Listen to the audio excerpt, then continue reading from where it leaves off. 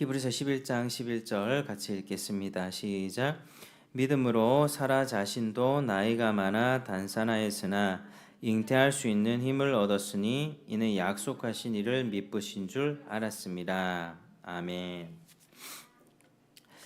우리가 지난 시간에는 아브라함의 믿음에 관해서 두 번에 걸쳐서 이제 살펴보았습니다. 아브라함은 하나님의 부르심을 받았죠. 네, 효력 있는 부르심.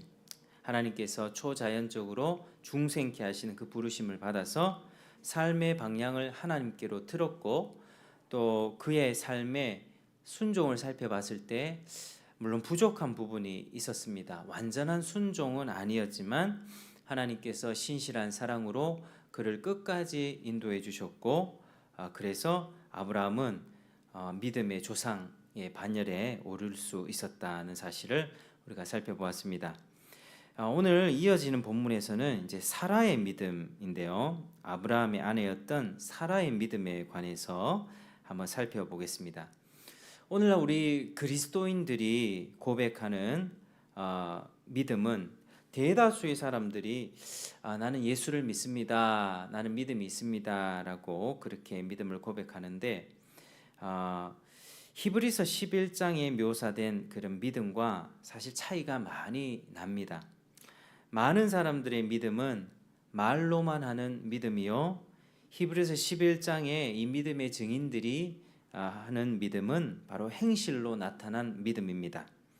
말로만 하는 믿음, 내가 예수 믿습니다, 내가 교회 다닙니다, 이런 믿음은 언제 부서질까요? 바로 시련과 위기의 때에, 고난을 만났을 때에 쉽사리 무너집니다. 그런데 오늘 히브리서 11장의 이 믿음의 증인들의 믿음은 모든 시련을 만났어도 끝까지 견디는 그런 믿음입니다. 그래서 전자는 말로만 하는 믿음은 이제 인간적인 믿음이라 할 수 있고 효력 없는 믿음이라 할 수 있으며, 후자는 바로 하나님이 역사하시는 믿음, 끝끝내 오래 참고 견디다가 하나님을 영화롭게 하는 열매를 맺는 믿음이다라고 그렇게 할 수 있습니다. 아브라함의 믿음이 그랬고요, 오늘 본문에서 사라의 믿음도 그러 있습니다. 그런데 이제 아브라함과 사라는 두 사람 다 동일한 믿음을 가졌었는데, 우리는 이 두 부부가 하나된 믿음을 가졌다는 것, 그리고 남편과 아내가 믿음의 동력자로서 같은 멍에를 메고 한 길을 간다는 것은 참으로 복된 일이다, 이렇게 우리가 볼 수 있습니다. 아브라함의 믿음의 아버지였고요, 사라는 또 같은 믿음의 약속과 동일한 고통 또 시련을 함께 나누는 신자들에게 그렇게 추천이 되는 사람입니다. 신약 성경에 보면 또 믿음의 부모들이 나오게 되는데, 대표적으로 세례 요한의 아버지 어머니였던 바로 사가랴와 엘리사벳이 또 그런 경우였습니다. 누가복음 1장 6절에는 이 두 사람이 하나님 앞에 의인이니 주의 계명과 규례대로 흠이 없이 행하더라, 이렇게 기록하고 있습니다. 그러니까 항상 같이 있는 삶의 반려자가 같은 믿음을 가진 동료일 때 우리는 너무나도 큰 힘을 얻습니다.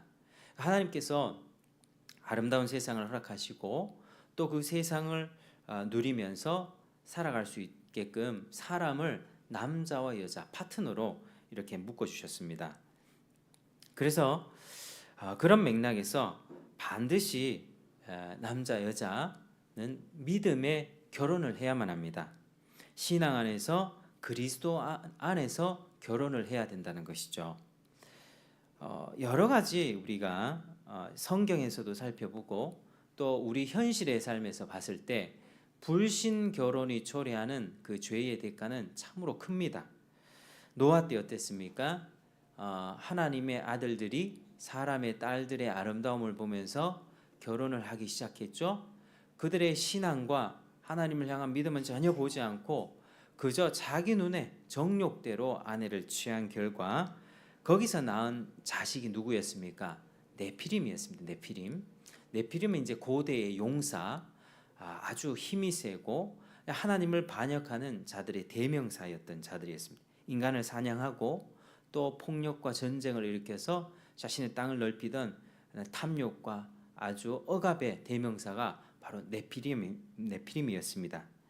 그러니까 하나님의 사람들이 그렇게 죄악 가운데 빠졌을 때에 하나님은 죄의 대가를 바로 그 다음 후손 때에 그렇게 치르게 하셨습니다. 아주 혹독하게 치르게 하셨죠. 그리고 그 네피림들로 인해서 고대 용사라고 명성을 얻은 그 사람들로 인해서 그 고대 세계는 굉장히 포악하게 그렇게 물들도록 하나님이 내버려 두었습니다. 그러니까 우리는 이런 부분에서 하나님은 참 인격적이신 분이십니다. 우리가 하나님을 존중히 여기면 하나님이 우리를 존중히 대하시고, 우리가 하나님을 멸시하면 하나님도 우리를 멸시하신다. 이 사실을 반드시 기억해야만 합니다. 뭐 죄 좀 지어도 괜찮겠지. 뭐 내가 좀 이래도 괜찮겠지. 하나님의 기준에서 벗어나 자기 정욕을 추구할 때 그 죄에 대한 대가는 반드시 자기 때나 아니면 그 다음 때에 또 치르게 하시는 것이죠. 그래서 불신 결혼이 이런 큰 심판을 초래했다. 우리가 확인할 수가 있습니다. 그래서 결국에는 노아 홍수 때 그 심판으로 인해서 그 포악하고 부패했던 모든 세상이 다 멸절받게 되는 것이죠.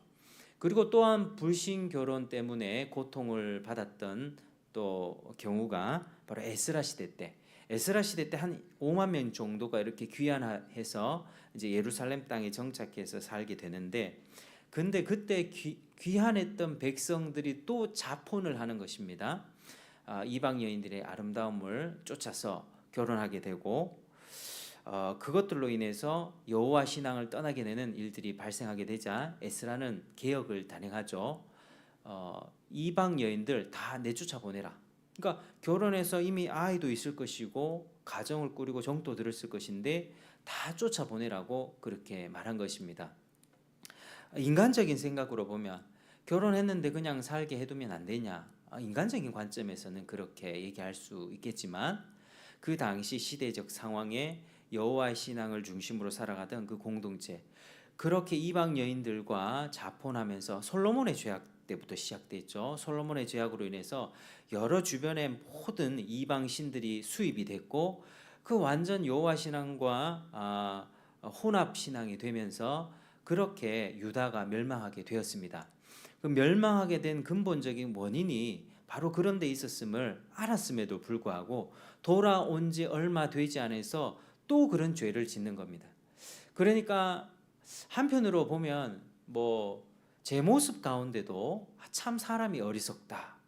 왜 이렇게 반복되게 하나님 앞에 경고를 받고 책망을 받는데도 또 똑같은 죄를 지을까? 똑같은 죄를 짓고 하나님 잘못했습니다 하면서도 또 어떤 부분에 대해서는 굉장히 어리석게 반복되게 또 하나님 앞에 혼날 행동들을 할 때가 저도 그렇게 있습니다. 그러니까 사람들이 참 어리석은 거죠. 하나님이 그 믿음을 붙잡아 주지 않고 하나님이 신실하게 이끌어 주지 않으면 저와 여러분들, 우리 모든 인간들은 그저 다 멸망할 수밖에 없습니다.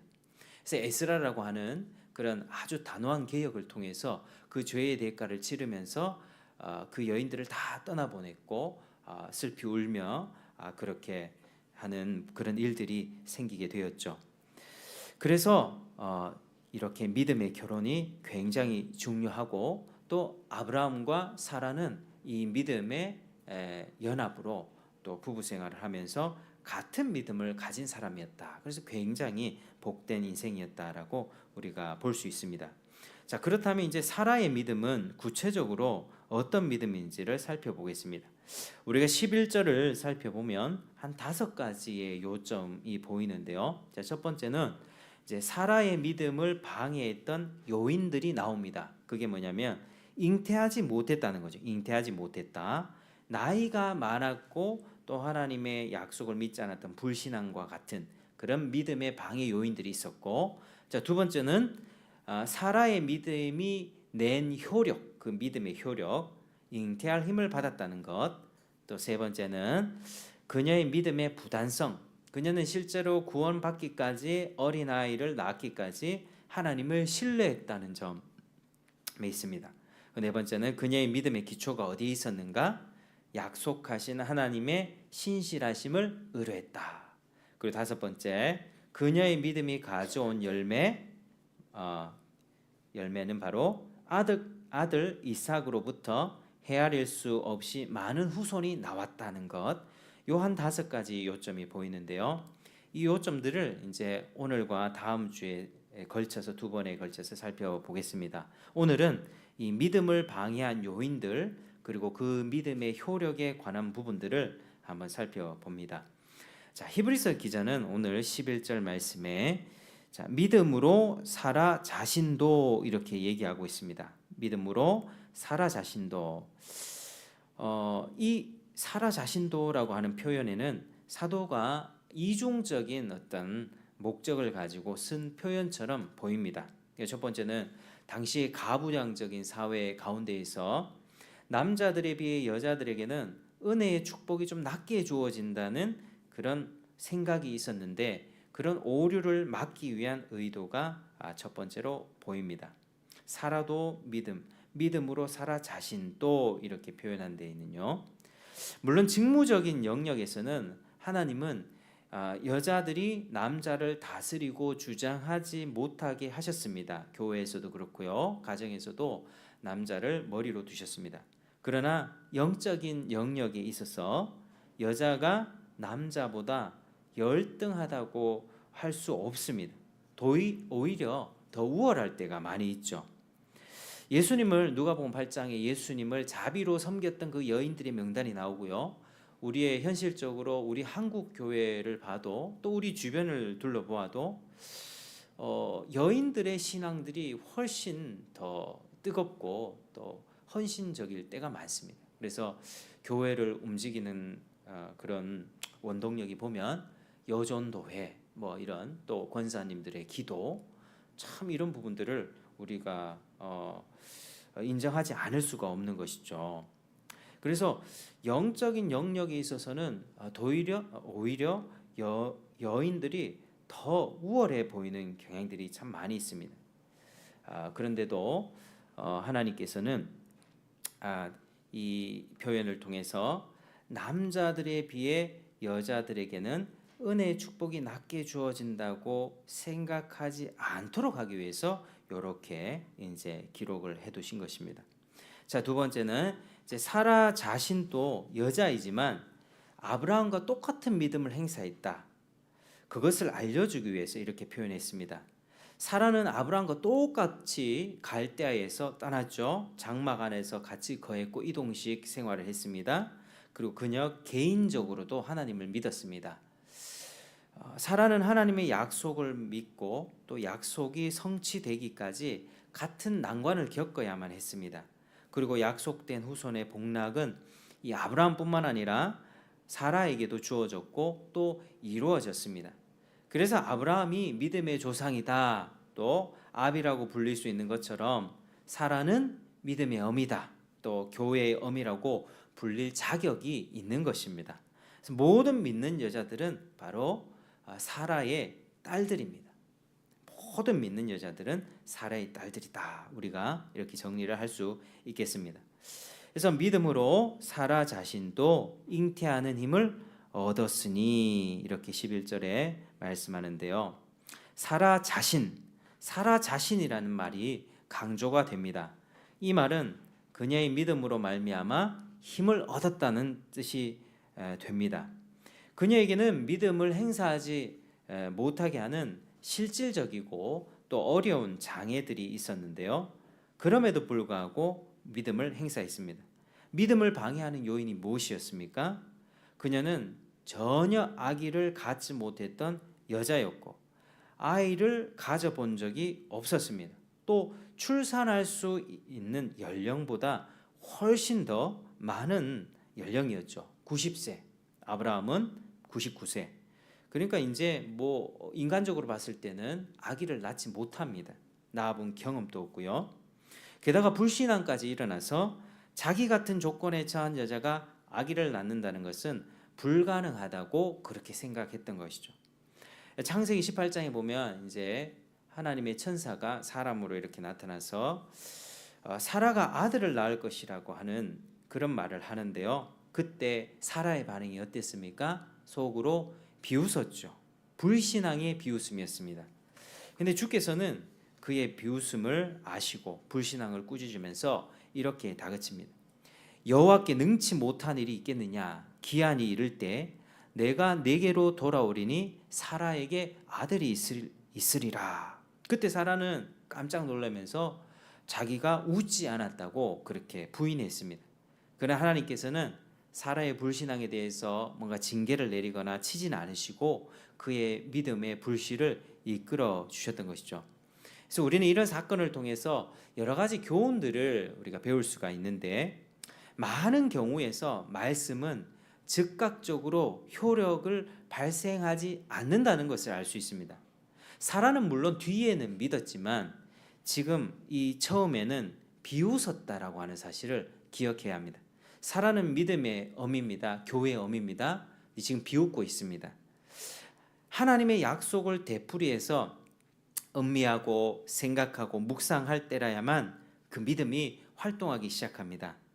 그래서 저같이 이제 설교자들 말씀을 전하고 전도를 해도 사람들이 변하는 것 같지 않아. 또 그렇게 실패하고 좌절한 설교자들이나 또 우리 주변에 또 자녀의 회심을 위해서 노력하는 그리스도인의 부모들, 또 아이들의 성장을 위해서 기도하고 애쓰고 말씀을 떠다먹이는 우리 주일학교 교사 같은 분들, 이런 분들은 반드시 이 점을 명시해야만 합니다. 잘 알고 있어야만 합니다. 우리의 양육 대상자들에게 말씀을 전하고 가르치는 노력을 그치지 않도록 해야만 합니다. 말씀이 즉각적인 어떤 효력이 발생하지 않을 수 있기 때문이죠. 그럴 때가 더 많습니다. 그래서 눈물로 뿌려야만 거둘 것이다 라고 하는 말씀, 우리가 요즘 들어서는 이런 인내들이 더 많이 요하는 시대가 되었죠. 다시 말해서 이 믿음이, 한 사람의 믿음이 견고히 서기 전에는 여러 가지 흔한 갈등이 있다는 것입니다. 나 같은 늙은이가 아이를 가질 수 있다고 이성적인 생각이 하나님의 약속을 반대했습니다.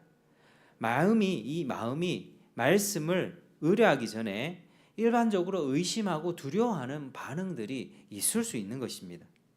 그럼에도 불구하고 하나님은 자기 자녀들의 결함을 은혜로이 감춰주시고 이 믿음의 불씨를 지켜주는 것입니다. 라합이 거짓말한 것, 또 욥이 참지 못하고 하나님 내가 결백합니다 라고 주장했던 그런 것에 대해서도 한마디 책망치 않으셨죠. 또 사라의 비웃음에 대해서도 하나님 징계하지 않으셨습니다. 전혀 언급이 없습니다. 하나님은 그저 사라의 그 믿음의 불씨를 지켜주시고 이끌어 주셨다라고 하는 것입니다. 따라서 그렇게 하나님이 끌어주셨기에 사라는 믿음의 어미, 교회의 어미가 될 수 있었던 것이고요. 우리는 우리 자신이나 또 자녀가 믿음이 견고히 서지 않을 때, 내가 가르치고 양육하는 그 아이들이 견고히 서지 않을 때 도무지 변화되지 않는 것 같다라고 느낄 때, 그때도 절대로 포기하지 말고 말씀을 계속해서 되새겨야만 합니다. 한 사람이 그렇게 쉽게 돌아오겠습니까? 하나님은 이런 눈물로 또 뿌리고 씨를 뿌리는 그 과정을 통해서 하나님이 이렇게 결국에는 역사하신다라고 하는 것이죠. 그래서 우리의 두려움과 의심을 따지지 않으시고 우리 마음을 굴복시키는 하나님을 붙잡아야만 합니다. 그렇게 주님께서 사라의 믿음을 지켜주신 그 결과 믿음으로 사라는 잉태할 수 있는 힘을 얻었다. 잉태할 수 있는 힘을 얻었다고 그렇게 말씀하고 있습니다. 그녀의 몸이 어떻게 됐습니까? 정상적인 기능, 아이를 낳을 수 있는 90세였음에도 불구하고 정상적으로 아이를 낳을 수 있는 몸의 기능들, 호르몬이라든지 말도 안 되게 초자연적으로 그렇게 기능을 했다라고 하는 것이죠.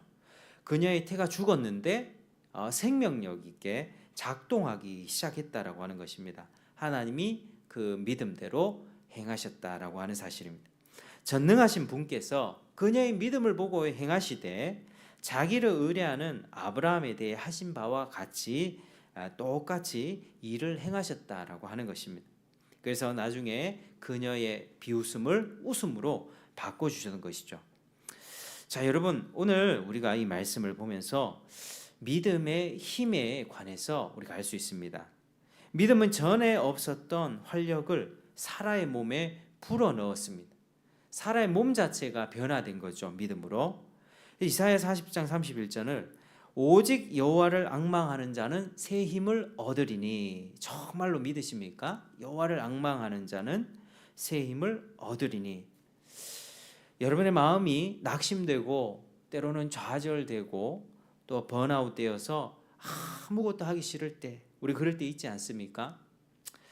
정말 주님께서 믿는 자들의 마음에 새 힘을 주신다는 그 사실을 믿고 하나님 앞에 자신을 의탁드리십니까? 정말 그런 시련과 어두움의 시기에, 또 낙심과 좌절의 시기에 주님께서 주시는 이 말씀 붙잡고 오직 여호와를 앙망하는 자는 새 힘을 얻으리니, 이 말씀 굳게 붙잡고 일어나는 여러분 되시기를 주의 이름으로 축복합니다. 하나님은 분명 필요한 것을 채워주겠다고 약속하셨습니다. 너희가 얻지 못함은 구하지 아니하며, 하나님은 구하면 주시겠다. 우리가 믿음으로 구하고 새 힘을 얻어 생명력 있게 살아갈 수 있도록 하나님 내게 은혜를 주십시오. 내게 새 힘을 부어 주십시오. 우리가 이렇게 적극적으로 기도하며 응답받는 저와 여러분 되시기를 바랍니다. 부지런히 풍성한 축복을 약속하신 그 약속을 믿고 나아가는 우리가 되어야만 합니다. 육체의 연습은 약간의 유익이 있으나 경건은 범사에 유익하니 금생과 내생에 약속이 있느니라. 경건은 영혼뿐만 아니라 몸에게도 유익합니다. 오늘날 우리가 몸이 약하다고 하면 보약을 먹죠. 약을 먹고 운동을 열심히 합니다. 맞습니다. 그래야만 합니다. 왜냐하면 건강해지는 일반적인 원리이기 때문이죠. 잘 먹고 잘 자고 잘 쉬어주고 좋은 음식 섭취하고 나쁜 것들 끊어내면 어느 정도 좋아질 수 있죠. 그런데 신앙인들은 그것보다 더 우선적으로 생각해야 될 점이 바로 경건입니다. 믿음으로 영혼이 살아나면 그 몸까지 생명력이 전달되어서 생기가 돋는다는 사실을 기억해야만 합니다. 사라의 몸이 그렇게 초자연적으로 살아날 수 있었던 것은 그가 어떤 좋은 아기 낳을 수 있는 한약재나 좋은 보약을 먹어서가 아니라 믿음으로 하나님의 약속을 믿었기 때문에 그의 몸의 기능이 초자연적으로 살아날 수 있었다라고 하는 것이죠. 인간적으로 태가 끊어진 그 연약한 몸에서 잉태할 힘을 얻었습니다. 그게 믿음의 힘이고 경건의 힘입니다. 그래서 무엇보다 우리는 경건을 부지런히 연습하는 우리가 되어야만 합니다. 우리가 몸이 아플 때 하나님 앞에 간절히 기도하고 구하고, 그리고 우리의 할 바를 좋은 것들을 또 찾아 먹고 그렇게 해야 되겠죠. 잘못된 것이 있으면 하나님 앞에서 먼저 그 원인을 바로잡고 죄가 발견되기를 하나님 고백하고, 하나님 나의 잘못들, 과거에 어떤 부분들에 있어서 회개하지 않고 넘어갔던 부분들 하나님 보여주십시오. 우리가 그렇게 기도해야만 합니다. 인생에 겨울이 오고 그런 어려움이 닥치면 과거를 잠잠하게 되돌아보는 게 성도들의 바른 자세인데, 하나님께 그렇게 구하면 하나님이 그걸 보여주십니다.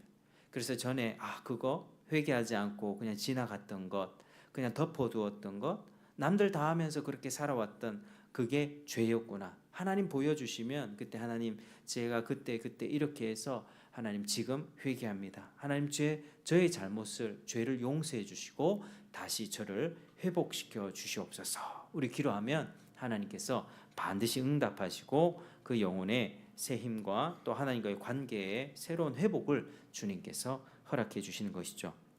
그리고 우리는 그렇게 부지런히 경건 생활을 통해서 기도하며 사라와 같은 믿음을 달라고 간구해야만 합니다.